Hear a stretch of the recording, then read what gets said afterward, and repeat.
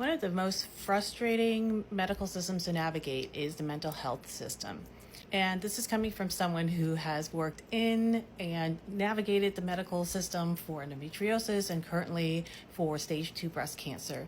So I had a good provider for several years actually, and she was great. We went through the pandemic together, everything was virtual. And then I was ready to taper off. I was ready to go down from weekly appointments to maybe monthly. I was feeling really good about my anxiety and all my trauma issues.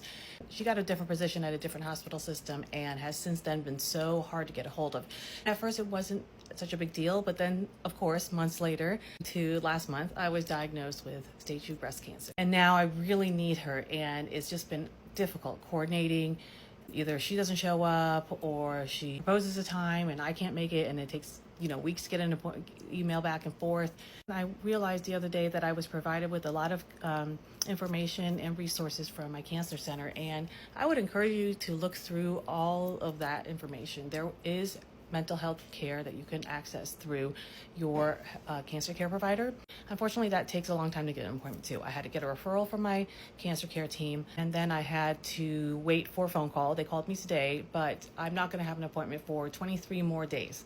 I know that the social worker I spoke to had recommended some other sources with some cancer organizations.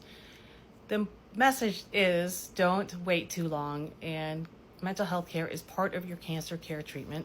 If I had to do this again, I would have called the mental health services right away as soon as I was diagnosed. Also, these counseling services also apply to your caregiver. So take care of yourself.